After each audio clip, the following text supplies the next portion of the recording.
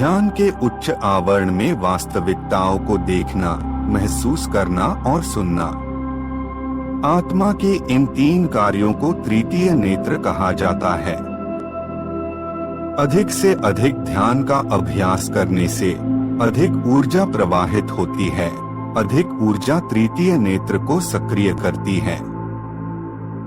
एक साधक के लिए यह एक महान अनुभव है। तृतीय नेत्र के सक्रिय होने के समय हमें माथे के मध्य क्षेत्र में खुजली या खिंचाव की अनुभूति होती है। हम अपने चारों ओर घूमते हुए विभिन्न रंगों की झलक देखने लगते हैं।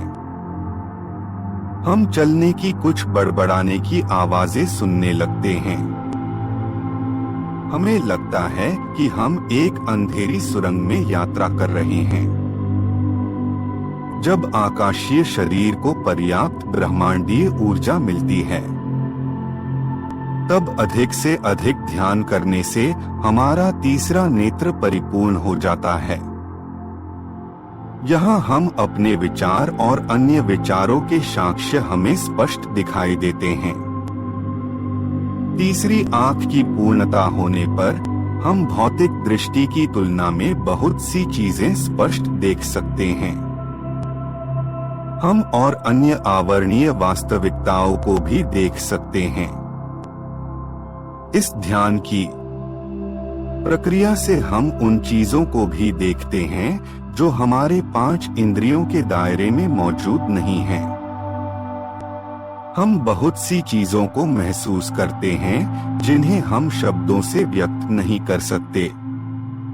हम अन्य प्रक्रिया से आंतरिक आवाज या उपकरणों की आवाज सुनते हैं। हम उन गुरुओं को भी देखते हैं जो शारीरिक रूप से हमारे साथ नहीं हैं। हम अपने शिक्षक को भौतिक रूप में देखते हैं जैसा कि हम उन्हें जानते हैं। और अधिक ध्यान करने के बाद हम अपने गुरु जी को तेज प्रकाश की तरह देखने लगते हैं। और उस तेज रोशनी में हमें अपने गुरु जी की पहचान का आभास होने लगता है। हम प्रार्थनात्मक संदेश भी सुन सकते हैं। हमें ऐसा महसूस होता है कि हम एक सुरंग में घूम रहे हैं और अंत में प्रकाश में विलीन हो गए हैं।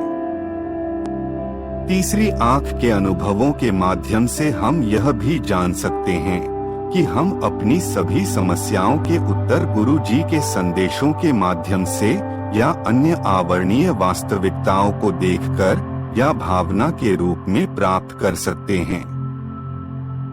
इस अवस्था में आने के बाद हमारे व्यक्तिगत स्वरूप में कई बदलाव देखने को मिलते हैं। हमारी मान्यताएं बदल जाती हैं, हमारा स्वभाव बदल जाता है और भी बहुत से बदलाव आते हैं जो कि सिर्फ महसूस किए जा सकते हैं। इसके बाद तीसरी आंख का अनुभव। हम इस सांसारिक प्रक्रिया में कई परिवर्तन पाते हैं। अब हम स्वयं की उन छुपी हुई शक्तियों को पहचान जाते हैं जो सूक्ष्म है। इस सूक्ष्म शरीर के अन्य आवरणीय वास्तविकताओं को समझने के लिए स्वयं को अपनी क्षमता का एहसास होने लगता है। सूक्ष्म शरीर भी हमारे भौतिक शरीर की तरह ही हमारी चेतना का एक और रूप है। सामान्य स्थिति में हमारे शरीर की चेतना फैली हुई होती है। हमारे पूरे भौतिक शरीर में जब हम पर्याप्त मात्रा में ऊर्जा प्राप्त करते हैं और जब हम अन्य आवरणीय वास्तविकताओं को महसूस करते हैं तो चेतना हमारे साथ सूक्ष्म शरीर के रूप में चलती है। हम सूक्ष्म शरीर के अनुभवों को हमारी नींद में या अनजाने में अनुभव करते हैं। इन सूक्ष्म शरीर के अनुभवों को हम ध्यान के समय में सूक्ष्म रूप से महसूस कर सकते हैं। सूक्ष्म शरीर अंतरिक्ष और समय से परे यात्रा करता है। सचेत सूक्ष्म अनुभवों के बाद हम नए आयामों को समझने लगते हैं। ध्यान के में ब्रह्मांडीय ऊर्जा प्रचुर मात्रा में प्राप्त करने के बाद शरीर में हर जगह फैली हुई चेतना एक बिंदु की ओर बढ़ने लगती है। जब ये चेतना गतिमान होती है, हम भौतिक शरीर में झटके का अनुभव करते हैं। हमें ऐसा लगता है जैसे हमारा शरीर तैर रहा है। हम हाथ और पैर महसूस नहीं करते हैं। हम शरीर के हल्केपन को पंख की तरह महसूस करते हैं। शरीर के विभिन्न हिस्सों में क्षणों का अनुभव हो सकता है या कभी-कभी ये अनुभव ज्यादा भी हो सकता है, क्योंकि पूरा शरीर घूम रहा है। इन्हें सूक्ष्म गमन के रूप में जाना जाता है। अधिक से अधिक ध्यान करने से हमें अधिक ब्रह्मांडीय ऊर्जा प्राप्त होती है। चेतना ऐसा रूप धारण कर लेती है जैसे सूक्ष्म शरीर बहुत तेजी से घूमने लगता है, जिससे भारी हलचल होती है। एक लंबी अंदरूनी लड़ाई के बाद सूक्ष्म शरीर भौतिक शरीर से एक चांदी के तार की कड़ी के साथ बाहर निकलने लगता है। चांदी का तार और कुछ नहीं बल्कि एक उच्च जीवंत चेतना है जो भौतिक शरीर के संदेशों को सूक्ष्म शरीर में स्थानांतरित करती है। इससे हम सूक्ष्म यात्रा करते हैं। सूक्ष्म यात्रा हमें ज्ञात और अज्ञात स्थानों के आवरण में हमारी चेतना को यात्रा करवाती है। सूक्ष्म यात्रा करने से हमें स्वयं का उच्चतम ज्ञान और समझ प्राप्त होती है।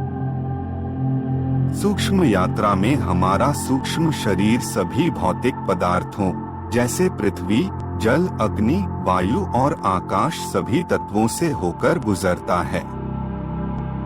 सूक्ष्म शरीर बिना किसी सीमा के अन्य सभी वर्णों पर जा सकता है। शरीर से बाहर आने के बाद साधक को अपना भौतिक शरीर दिखाई देता है। इससे उसे बड़ी समझ आ जाती है। वह समझने लगता है कि वह केवल शरीर और मन नहीं है, वह एक सूक्ष्मता का हिस्सा है। सभी को सूक्ष्म यात्रा का अनुभव करना चाहिए। सूक्ष्म यात्रा का अनुभव करके हमें अनंतता का अनुभव हो जाता है। हमारी सीमा समझ में आ जाती है जो कि असीमित है। इस अनुभव से हम समझते हैं कि हम चेतन हैं। हम समझते हैं कि हम असीमित हैं।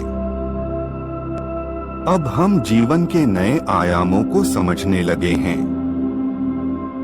यही सूक्ष्म यात्रा हमें और कई ब्रह्मांडीय व अनगिनत आयामों की तरफ लेकर जाती है और हम इस यात्रा पर निकल जाते हैं जो कि शुरू ही होती है भौतिक जीवन से आगे। आज में इतना ही। कैसा लगा आपको इस यात्रा में हमारे साथ? मिलते हैं फिर से और सफर करेंगे एक नए आयाम की ओर।